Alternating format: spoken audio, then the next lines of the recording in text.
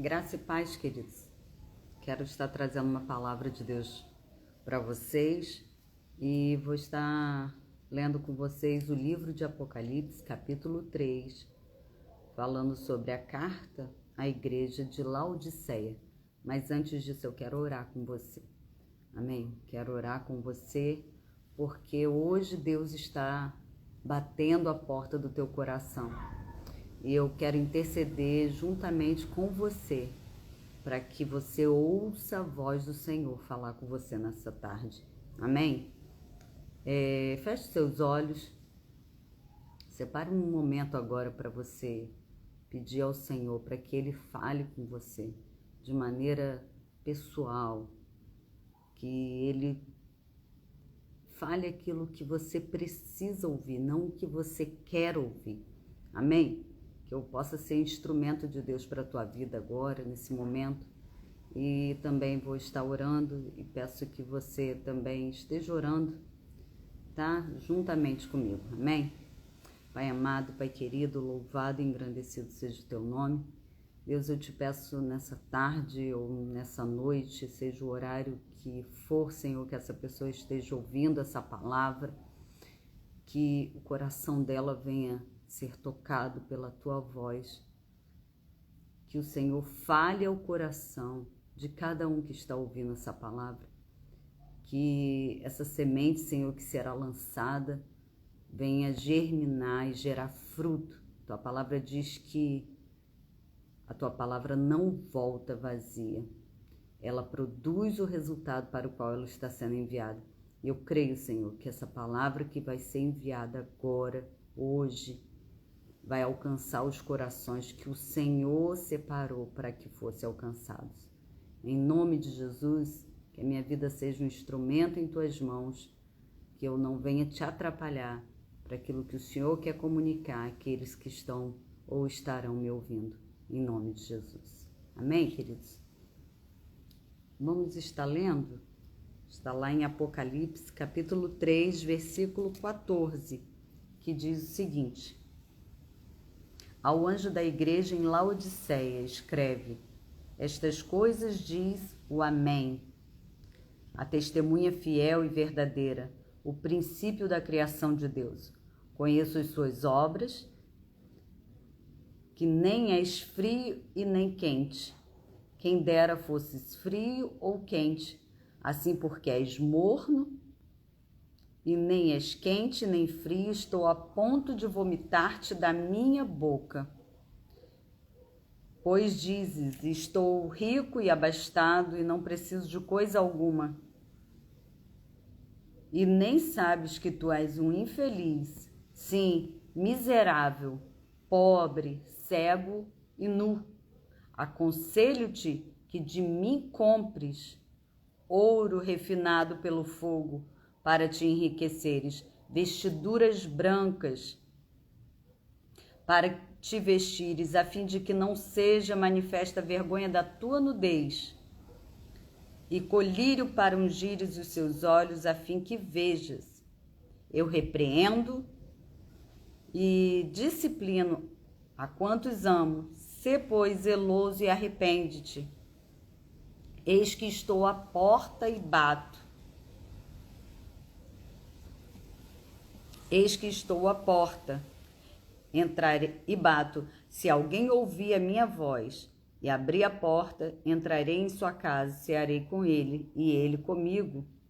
Ao vencedor, dar-lhe-ei a sentar-se comigo no meu trono, assim como também eu venci e me sentei com meu Pai no meu trono, no seu trono.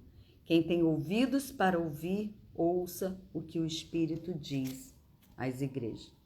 Queridos, quem já ouviu a live hoje mais cedo, eu havia comunicado com vocês que quem escreveu esse texto foi o João, apóstolo de Jesus, e ele estava exilado, ele estava preso.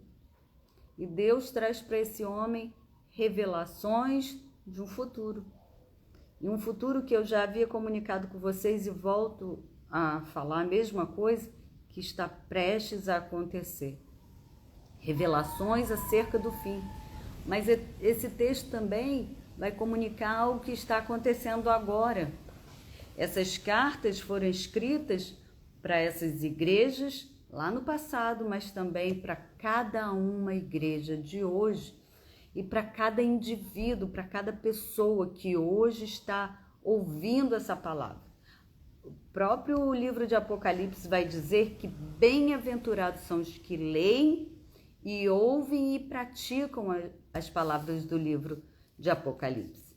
Queridos, a palavra vai dizer que o Senhor está à porta batendo. Se alguém abrir, ele vai entrar. Ele vai entrar e vai cear com essa pessoa, e essa pessoa vai cear com o Senhor.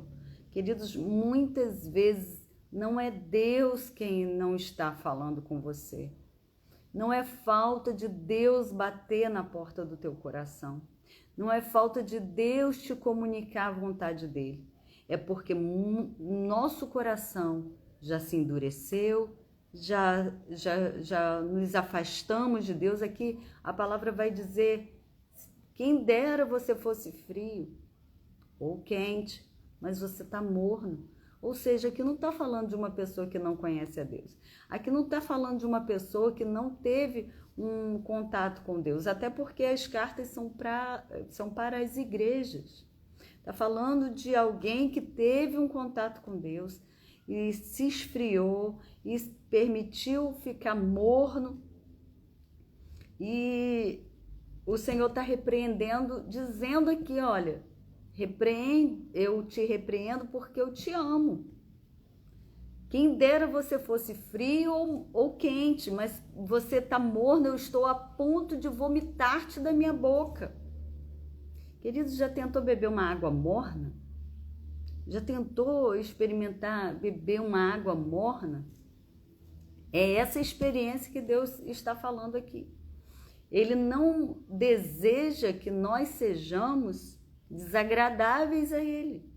Ele está falando, consolida o resto que está para morrer. Ou seja, ainda está vivo, mas está quase morto. Está se afastando do Senhor. Está prestes a morrer. Ele está falando, consolida o resto que está para morrer. Vamos ler de novo? Vamos acompanhar aqui, ó. Olha o que diz no versículo 14, ó. Ao anjo da igreja em Laodiceia escreve: essas coisas diz o Amém, ou seja, o Senhor, aquele que é o começo e o fim. Ele é o alfa e o ômega. Ele é o começo de todas as coisas e o fim de todas as coisas. A testemunha fiel e verdadeira, o princípio da criação de Deus. Está falando de Jesus. Ele está dizendo, olha, eu te conheço. Eu conheço as suas obras. O Senhor está dizendo acerca de pessoas que Ele está observando. Ele observa a gente, queridos. O Senhor me observa todos os dias. É por causa da sua graça, da sua misericórdia, que Ele nos repreende. Já viu um pai, uma mãe que não repreende um filho? Que é uma mãe ou um pai que não gosta de um filho, que não se preocupa com o filho. Porque todo pai, toda mãe que se preocupa com o filho, ele corrige seu filho. Estou dizendo aqui de maltratar um filho, não. Estou falando de corrigir, orientar, disciplinar. Deus está falando aqui, eu corrijo vocês porque eu amo. Deus, quando vem com uma palavra dura dessa, dizendo que está a ponto de nos vomitar da sua boca, ele não está falando para nos maltratar, para nos magoar, para nos entristecer, não. Ele está falando para nos alertar. Ainda há tempo de você se voltar, se arrepender dos seus pecados, abandonar esse caminho torto, abandonar essas práticas ruins, abandonar essa vida velha. Deus já te chamou para uma nova vida, Deus já me chamou para uma nova vida, e é nessa vida que Ele nos quer. Ele não nos quer apáticos à sua presença, mornos à sua presença, insensíveis à sua presença. Deus nos quer cheios do Espírito Santo. Deus não nos quer frio. Ele disse, quem dera você fosse frio, pelo menos eu teria como te aquecer, mas você está morno. Ou seja, você já teve uma experiência, você mesmo que se afastou. Querido, já percebeu em momentos da sua vida um vazio existencial que você não sabe discernir de onde vem? Uma angústia que você não sabe nem porquê. Essa palavra aqui está dizendo, olha, você diz que tem tudo, você diz que é rico e você não sabe que você é miserável. Sim, você é miserável. Você é pobre. Você é cego e você está nu. Eu te aconselho que compre de mim ouro, que compre de mim vestes, que compre de mim ouro para se enriquecer, que compre de mim vestes para tapar a sua nudez, e que compre de mim colírio para que se abram os seus olhos. Deus está falando aqui, você acha que as coisas aqui desse mundo vão ser suficientes para te fazer ser rico, para te fazer ser coberto, para te fazer enxergar as coisas espirituais? Não, queridos. Não, queridos. Nós temos textos que falam que um rico foi para o inferno e chegando lá ele queria mandar Lázaro, que era aquele mendigo que ficava lá na porta dele, recolhendo só as migalhas que caíam da sua mesa. Ele pede a Abraão, pai Abraão, deixa Lázaro ir lá na minha casa e avisar os meus irmãos para que eles não venham para cá. Aquele homem era rico financeiramente, aquele homem vivia bem, abastado aqui na terra, mas isso, nem todo o seu dinheiro, nem toda a sua pompa foi suficiente para livrá-lo do inferno, queridos. É disso que essa palavra está falando. Eu te aconselho que você compre de mim ouro para te enriqueceres. Eu te aconselho que você compre de mim vestes. Sabe quem é as nossas vestes, queridos? A nossa veste não são essas roupas de grife, caras aí.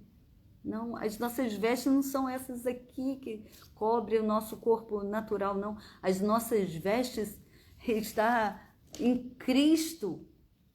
As nossas vestes é o próprio Jesus. A palavra de Deus diz, revestivos de Cristo. Colírio que Deus está falando aqui, a palavra, para nos fazer enxergar o estado da nossa alma. Porque quando vamos para longe da palavra, ficamos com uma visão deturpada das coisas. Não entendemos absolutamente nada. Ou entendemos parcialmente, ou entendemos de maneira distorcida da verdade. Deus está te falando e está te dando um alerta porque Ele te ama. Ele está falando, arrepende-te, considera o que eu estou te falando e consolida o resto que está para morrer. Queridos, vamos continuar aqui no texto? Olha o que diz o verso 16. Assim, porque és morno e nem é quente, nem frio, estou a ponto de vomitar-te da minha boca. Eu já falei sobre isso. Pois dizes, eu sou rico, abastado e não preciso de coisa alguma. Queridos, por mais que tenhamos casa, dinheiro, carro, família, saúde, nós nunca poderíamos dizer um negócio desse. Nós precisamos do Senhor. Tem um salmo, eu acredito que foi o Davi que escreveu, que ele disse que não me faça nem muito rico para que eu não me esqueça de ti, nem muito pobre para que eu venha roubar e envergonhar o teu nome. Então, queridos, não ponha o teu olhar nas riquezas. Não ponha o teu olhar na tua força, não ponha o teu olhar, a tua confiança na sua faculdade, no seu trabalho, na sua empresa, nos recursos aqui dessa terra. Considera que o Senhor é o nosso bem mais precioso. É a Ele de quem a nossa alma mais depende para vivermos. A palavra chega a dizer que nem só de pão viverá o homem, mas de toda a palavra. E a palavra é Cristo, queridos. A palavra é Jesus. Ele é o princípio, Ele estava no princípio de todas as coisas, está lá em João. Que ele estava no começo de todas as coisas com Deus, criando todas as coisas por meio da palavra. Ele é o verbo que se fez carne, ele é o nosso alimento, queridos. E quando ele fala aqui, ó, esse texto vem falar, olha, não preciso de coisa alguma. Aí o Senhor fala, você nem sabe que você é um infeliz, sim, você é infeliz. Você é miserável, você é pobre, cego e nu. Você é infeliz, você é miserável, você é pobre, cego e nu. É esse o relatório de uma vida sem Deus. São características, queridos, falados não por pessoas. A palavra de Deus é inspirada, queridos, pelo Espírito de Deus. Toda palavra é digna de toda confiança. Foi escrita por João, mas não era o evangelho, não eram palavras de João, eram palavras do próprio Deus, mandando João escrever. Esse relatório aqui não são dos seus amigos, que gostam de te dar tapinha nas costas, que gostam de falar o que você ouve. Essa palavra aqui é do próprio Deus. Queridos, você gostaria de ouvir a verdade acerca de você mesmo ou uma mentira bem contada daqueles que te bajulam? Deus não é Deus que bajula ninguém, não. Deus não é Deus que deixa uma pessoa ir para o inferno e chegando lá no inferno ele vai descobrir por que ninguém me avisou que aquele dinheiro que eu tinha não me traria salvação, que a roupa que eu tinha não me traria nenhuma felicidade. Por que ninguém me avisou? Deus não é desses não, queridos. Deus é Deus que fala a verdade. Doa a quem doer. E a verdade é que liberta, queridos. A verdade é que nos liberta de uma vida mentirosa, hipócrita, sem Deus, de uma farsa, de uma maquiagem, de uma mentira. Deus está falando aqui, você sem mim é miserável, é pobre, é cego e é nu e é infeliz. Quem sabe você fala assim, mas eu sou feliz, eu tenho dinheiro. Mas, queridos, há um vazio dentro de nós que só Deus pode preencher. Você pode procurar no dinheiro, você pode procurar preencher esse vazio na família, você pode tentar preencher esse vazio em qualquer coisa e você não vai encontrar saciedade para a tua alma, porque você veio de Deus e você voltará para Deus. Seja para a condenação eterna, seja para a vida eterna. Todos nós voltaremos para prestar conta diante de Deus. E o livro de Apocalipse não é um livro para nos pôr medo, mas para nos alertar que ainda há oportunidade de arrependimento, que ainda há esperança para um futuro glorioso com Ele. Ele está dizendo, eu só corrijo a quem eu amo. Está sendo corrigido? É porque Jesus te ama. É porque o Senhor foi naquela cruz, passou toda aquela dor por amor a mim e a você. Porque Ele não queria que nós passássemos pela morte eterna, pelo juízo eterno. Ele recebeu no seu corpo o juízo que era para mim e para você.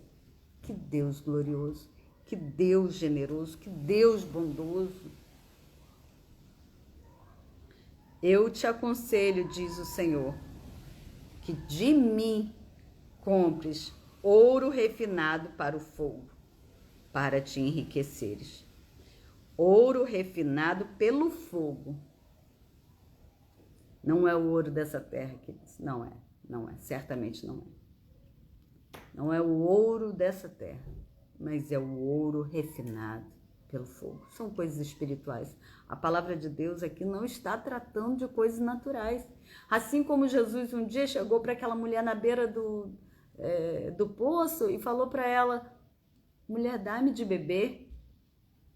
Dá-me de beber. E aquela mulher falou: Senhor, tu és judeu e fala com uma mulher que é samaritana, e como que você vai pegar água? Jesus falou: mulher, se você soubesse quem te pede água, você me pediria e eu te daria água viva. Aquela mulher achou que nunca mais ia precisar pegar água no poço.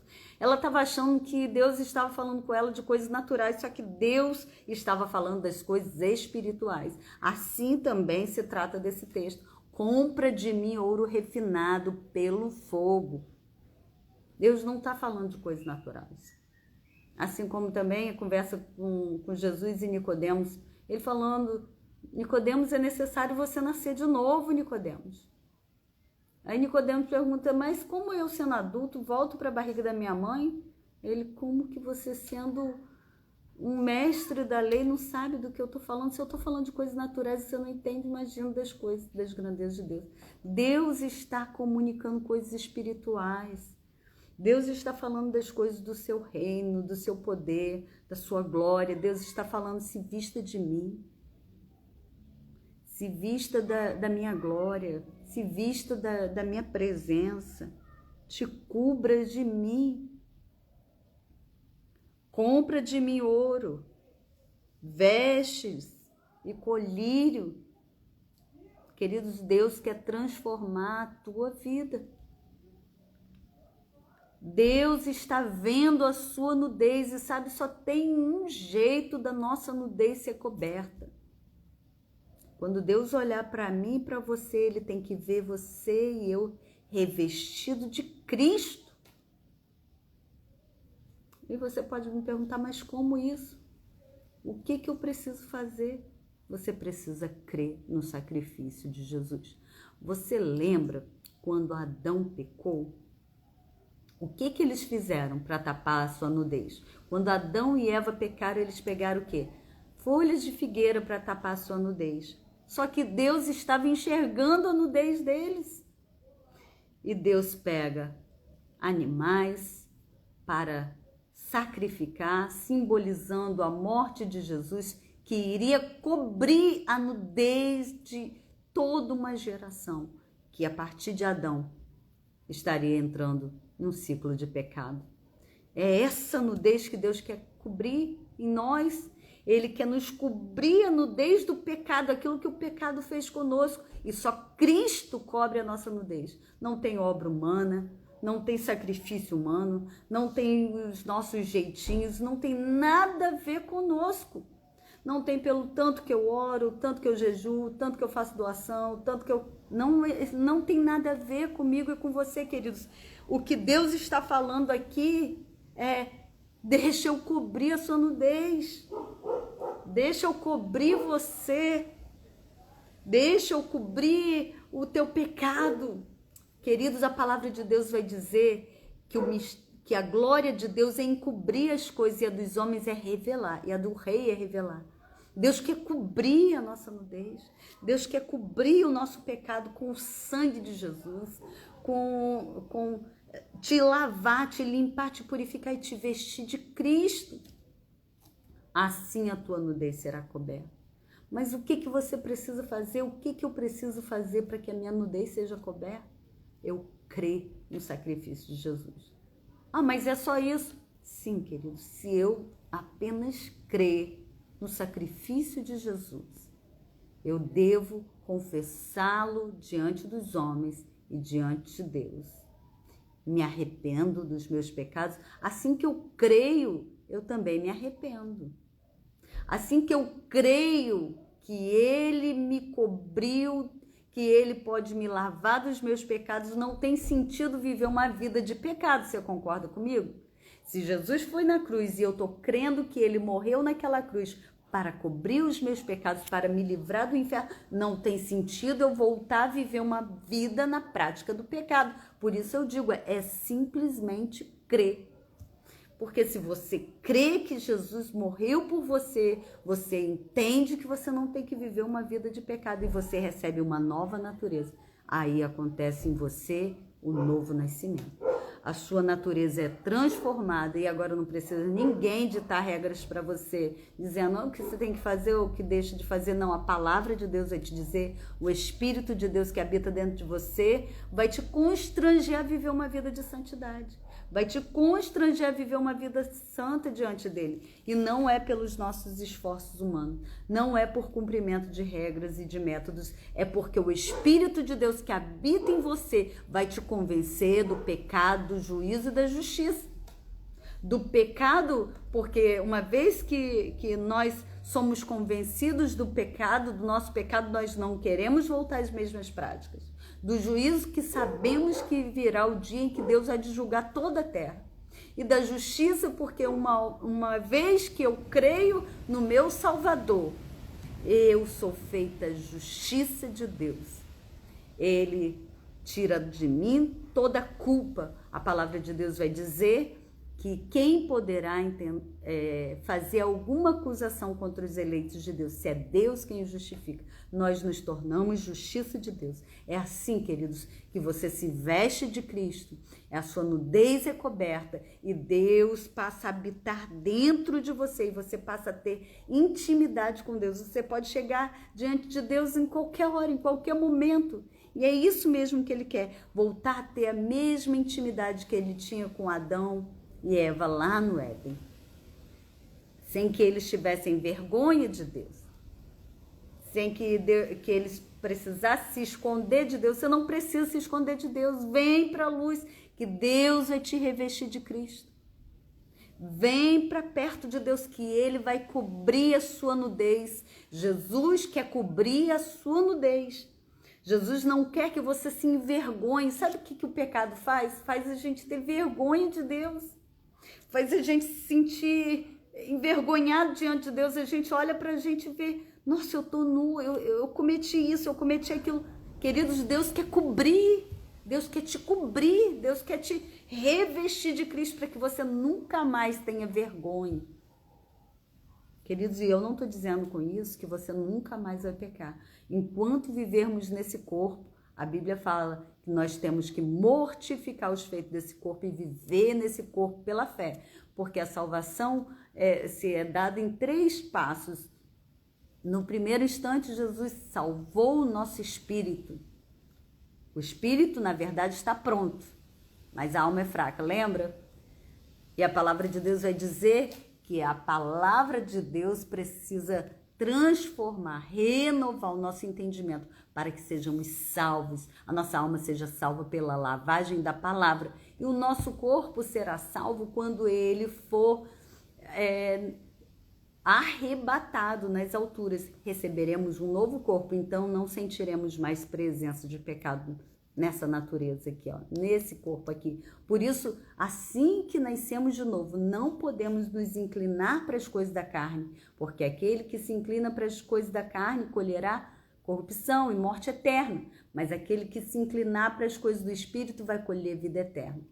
Então, queridos, o que eu quero dizer para você, que ainda que você venha pecar, você tem um advogado diante de Deus, que é Cristo Jesus. Ele intercede por mim e por você. Ele intercede por nós. E João vai falar, filhinhos, não pequeis, mas se pecardes, você tem um advogado junto ao Pai, Cristo Jesus. E não é para viver uma vida de pecado, como eu havia falado com vocês. Toda pessoa que nasce de novo recebe uma nova natureza e o próprio Espírito de Deus que habita em mim e você vai te impulsionar a ir para uma vida mais próxima de Deus e longe do pecado. E você vai chegar diante de Deus com ousadia, com ousadia. Não entenda ousadia com falta de respeito. A ousadia que é como um filho vai para um colo de um pai e pode se sentir amado e abraçado. E não se envergonha do pai, não tem medo do pai. Deus, por meio de Jesus, quer cobrir a nossa vergonha, a nossa nudez. E essa palavra aqui, queridos, é colírio para os nossos olhos. para abrir a nossa visão e fazer-nos enxergar a maneira correta em que nos encontramos. Porque as pessoas vão fazer análises acerca da nossa vida pelo parâmetro natural, mas Deus olha de maneira sobrenatural. Deus conhece o coração. Deus conhece a gente por dentro, querido. Lá no versículo 19 diz o seguinte, vamos para o fim, tá, queridos? Eu repreendo e disciplino a quantos amo. Sê, pois, zeloso e arrepende-te. Arrepende-te, volta. O que é arrependimento, querida? É choro e volta a praticar as mesmas coisas? Não, arrependimento é mudança de rota. Você estava indo para uma direção e você vai para outra direção completamente diferente. Você estava indo para longe de Deus e agora você vai em direção ao Senhor. Isso é arrependimento. Você cometia um pecado antes e você se volta para Deus e se arrepende e fala, não, eu não quero isso, me ajude. Eu sei que pelas minhas forças, minhas próprias forças, eu não consigo, mas com a tua força, porque Deus liberou graça suficiente para você e para mim vencer o pecado. Senão seria injusto da parte de Deus falar para a gente não pecar e a gente não ter força para não pecar. Ele deu o Espírito dele para habitar em nós, para a gente ter poder de Deus, para dizer não ao pecado. Mas ele, sabendo que ainda estamos nessa natureza caída, ele entende que ainda que nós venhamos a cometer pecado, ele advoga por nós junto ao Pai e nos limpa, nos perdoa e nos libera para viver uma vida em santidade com Deus. E diz o seguinte, eis que estou à porta e bato. Sabe aquele incômodo que você sente e não sabe identificar? É Deus batendo no teu coração. É Deus falando, deixa eu entrar. Eu quero ter comunhão com você. Eu quero conversar com você. Vem para cá. Eu quero que você leia a palavra. Eu quero que você ore. Eu quero que você me busque. É Deus batendo no teu coração e você não sabe de onde vem tanta inquietação. Você não sabe de onde surge tanta angústia, tanta dor. E você percebe que o seu coração está sangrando e você não sabe de quê. Aparentemente está tudo bem. Você olha ao seu redor e vê que está tudo normal. Aparentemente. Mas é Deus batendo na porta do teu coração, te chamando. Deus está te chamando hoje. Deus está batendo na porta do teu coração nessa hora e te dizendo, arrepende-te e volta. Volta. Volta para mim. Se volte para mim, sou eu que estou falando com você. Sou eu que estou te chamando. Sou eu que estou te tirando das amizades que estou te tirando dos lugares que estou te tirando, te incomodando de maneira que antes não te incomodava. Mas sou eu batendo na porta do teu coração. Se alguém ouvir a minha voz e abrir a porta, entrarei em sua casa, cearei com ele e ele comigo. Queridos, Deus quer te alimentar dele. Ele quer ter comunhão com você. Ele quer cear com você e você com ele. Não tem intimidade melhor do que com o Espírito de Deus. E ao vencedor dar-lhe-ei a sentar comigo no meu trono, assim como também eu venci e assentei com meu Pai no seu trono. Quem tem ouvidos para ouvir, ouça o que o Espírito diz às igrejas. Ao vencedor, sinal que estamos em uma guerra, queridos. E a Bíblia é bem clara em dizer que esse corpo guerreia contra o Espírito. Você já prestou atenção quando você senta para ler a palavra? Que guerra que é? Mas se você pegar qualquer outra coisa para te entreter, é tão mais fácil passar horas ali. Eu digo isso por mim mesmo, queridos. É uma guerra travada e o diabo está guerreando contra o teu espírito, também investindo, lançando oportunidades. Mas o Senhor está te dizendo nessa hora, ao vencedor dar-lhe-ei a sentar no trono, no meu trono, como eu também me assentei no trono com meu Pai. Queridos, guarde essa palavra, que o Senhor possa falar ao teu coração, que você ouça as batidas de Deus te chamando nesse dia, nessa hora, e se volte para o Senhor. Em nome de Jesus. Eu vou orar. Se você quiser entregar sua vida para o Senhor Jesus, seja lá a hora que você estiver ouvindo essa palavra, dobre os seus joelhos. Se você quer voltar para o Senhor Jesus, por favor, não deixe passar essa oportunidade. E se você puder, coloca no comentário: eu quero entregar minha vida para o Senhor. Eu entrego minha vida para o Senhor. Vamos orar, queridos? Pai amado, Pai querido, seja a hora que essa pessoa esteja ouvindo essa palavra. Que o Senhor venha nessa hora receber a oração que ela estiver fazendo e transformar a vida dela para a glória do Teu nome, recebê-la, Senhor. A Tua palavra diz que o Senhor só corrige a quem o Senhor ama. E se o Senhor está corrigindo essa pessoa agora, é porque o Senhor a ama e quer transformá-la e dar uma oportunidade de salvação. Que a sua graça e o teu poder venha transformar a vida dessa pessoa e que ela nunca mais retroceda, que ela nunca mais venha ser morna, nem fria, mas que ela seja quente, que ela seja, Senhor, transbordante da presença do teu Espírito. Em o nome de Jesus, em o nome de Jesus. Amém. Amém, queridos. Que a graça e a paz do Senhor Jesus seja sobre a tua vida, seja sobre a tua casa, e se você foi alcançado pelo Senhor, você tem um dever de anunciar essa palavra para outras pessoas. Não deixe de comunicar o que Deus tem feito na sua vida, porque Ele quer usar você para alcançar o máximo de pessoas possível. Amém? Que a graça e a paz seja sobre você.